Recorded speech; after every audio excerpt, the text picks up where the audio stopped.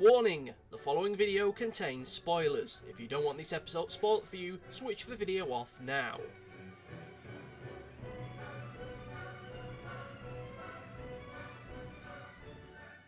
The epic battle between hero and villain. Between grey hair and green hair. Between tea lover and tea liker. Between tea wanter and rope wanter. Look, I really don't know where all that is going, so let's just go into the review like we always do and ask you, what did you think about this week's episode of My Hero Academia? Did you love it? Did you hate it? Let me know in the comment section down below and I'll get back to you shortly, either directly in the comments themselves or towards the end of next week's video. And be sure to like, favourite, subscribe, click the bell and do all the YouTube stuff that YouTube wants you to do, because YouTube's an increasingly scary place for small content creators. Support your local small content creator today. It does them a power of good. Looking at the chatter online, there's quite a few people that are saying that the fight between Gentle Criminal and Deku this week is a better fight than the fight between Overhaul and Deku a few weeks ago. There's a controversial point of view for you, ladies and gentlemen. Something for you to all discuss and argue about in the comment section down below. And you know what? Thinking about it, I can certainly see that point of view. I can certainly see where they're coming wrong with that one. The big fight between Deku and Overhaul, yeah, it had a lot higher emotional stakes within it, with all the stuff going on with Eri, with all the stuff that had happened with Mirio, and all the stuff that was going to end up happening with Sir Nightai. All that stuff made it one of the biggest, most epicest, most dramatic bits of drama that we've had in the entire series of My Hero Academia up until this point. The actual fight sequence itself, though, it really was just the two of them punching each other until one of them ended up passing out, and I don't care who you are, that kind of stuff is very, very rarely interesting to me. Yes, they had two very, very different power sets in the end of it, but at the end of the day, both those fighters, it really was just a slugfest in the end of it. This week we get something dramatically different. Both of these fighters do have dramatically different power sets to them, and this entire fight is them trying to find a way through the fight, trying to find that winning strategy, that tactic that's going to help them win in the end. They're both into just two totally different realms of power, and just seeing them trying to outwit and outdo their opponent is really interesting to see. It actually makes the fight a lot more dynamic, and gives an extra air element of danger and intrigue to it that makes it more interesting. At just about any moment, Deku could land the finishing blow that'll end up eliminating Gentle Criminal and his big fan plan forever. Alternatively, the same could be true by Gentle Criminal. He could get that blow in, that knockout that'll end up incapacitating Midoriya for just long enough for his plan to succeed. The fact that both of these power sets are so radically different to one another and can quite easily counter one another actually makes the fight itself really, really interesting to me, in a way that the one between Overhaul and Midoriya ultimately sadly ended up not doing. Of course, that's not to take away from the fight between Midoriya and Overhaul. I mean, that was a very great fight. It was a fantastic fight, but still, it was just a case of for like 3 episodes or so, and whilst it was animated spectacularly, the actual fight didn't have much flair to it. I like flair, I like dynamism, I like interesting things happening with fight sequences. It really does end up making them a lot more engaging than just another slugfest. And yeah, I am talking about the big final fight sequence of this episode at the start of this video, and yeah, that's kind of like starting with dessert, but everything else in this episode, it's fine, it's perfectly fine, it gets the pass, it gets the grade from me. This episode starts off with finding a little bit more about the plans and such for the big UA festival, which will be happening in the next few episodes or so. We are literally hours away from the big event itself, the big song and dance that will end this series, the big final number that will sing us off, wave us away with a smile and a song in our hearts. Yes, and that's, of course, that's unless there is another season this year, but we'll soon see about that, where all that is going. The first half of this episode really just exists so as it gives a reason as to why Deku ended up finding Gentle Criminal later on. The stuff with the rope, I'm going to be honest with you, I thought it was going to go somewhere radically different.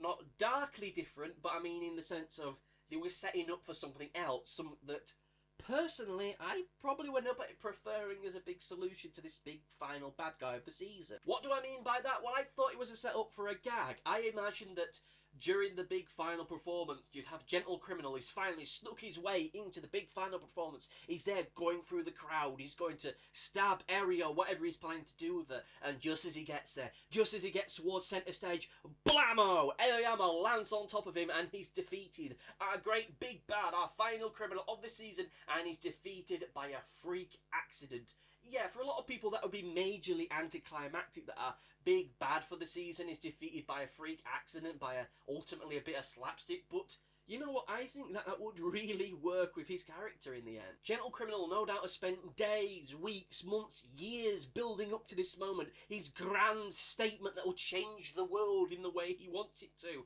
This is his moment to shine, and he buggers it up, not because of something he's done, not because someone's discovered his grand plot, but by a freak accident. The one thing that he could never account for in all his years of planning, it just happens. And it'll be this rich case of irony in the best laid plans of mice and men often end in failure thing that Robbie Burns was so pleased and fascinated by. That whole kind of situation. Yet again, it will be anticlimactic to see our big final bad guy defeated by a freak accident, but my word, it will act as such a brilliant counterpoint to the stuff with Stain.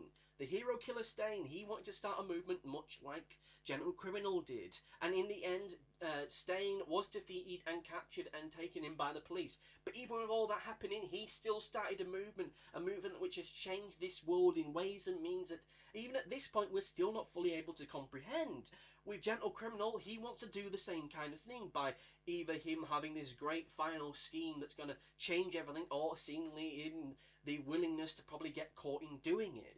If he gets defeated in this way, he's not going to start a movement. He's not going to start a moment. He's not going to change the world. His greatest video, the one that's going to get thousands of millions of views on their legally different version of YouTube, is going to be because he failed. It's the kind of failure that will sit so well in the top 10 epic villain fails. Number 9 will shock you. Oh! Yeah. Videos that no doubt pollute that version of YouTube. I could see that happening, and for him to be caught out by this, sure, it might not be the big final fight sequence everyone was hoping for, but my word, it would really stand out for me and end up being this great subversive twist that I feel like shows like this ultimately end up needing to have to help them get that little bit of an edge over other similar programs and movie series that are out there. Okay, so to actually talk about the first half on its own merits. On its own merits, again, it is fine. It does everything it needs to, and it's as fun, bouncy, and as cheerful as one could end up hoping it would be. I kind of am at this point feeling a little bit melancholic as to the sudden realisation that now we're only like 4 episodes away from the end of this season, and we're probably not going to see these characters now for another year, possibly 6 months in the best case scenario, but you know, we just gotta enjoy our time with them whilst we still have them, don't we, guys? Of course, what little time we do end up getting to spend with them isn't really that much, and they don't really seem to do much, really, at all. They're kind of all sidelined because we are transitioning back to this being a Deku-focused thing, which I've always seen this show as being more of an ensemble thing than I've been necessarily seen it as being the Deku show, but you know what, different strokes for different folks. And with that said, let us dive headfirst into the overview to give you my overall feelings of the episode itself.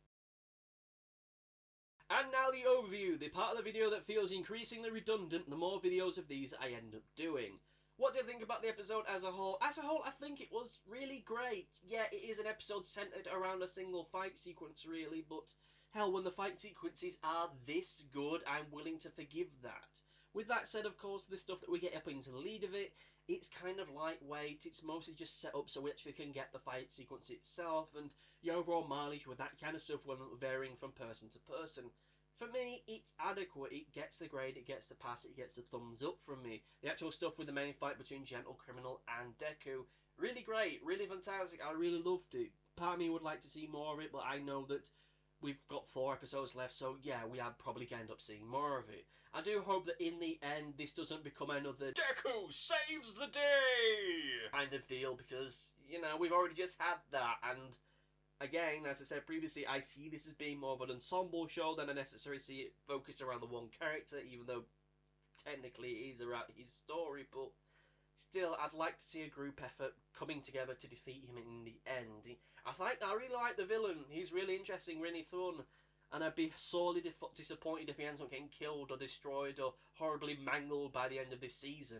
Like, you know, he would feel like a bit of a disappointment. Sure, I don't think he should be lingering on and still being here into next year's season, whenever that comes along, but still, I like him for what he is. He's an interesting villain, and La Brava still creeps me out for reasons that I'm fully not aware of. But still, what did you think about this week's episode of My Hero Academia? Did you love it? Did you hate it? Let me know in the comment section down below, and I'll get back to you shortly. If directly in the comments themselves, or towards the end of next week's video in its own special segment, if it's particularly noteworthy. Be sure to like, favourite, subscribe, and do all the YouTube stuff that YouTube wants you to do. Click the bell and all that malarkey, because YouTube is increasingly scaring place for small content creators. Support your local small content creator today. It does say, mate, power of good.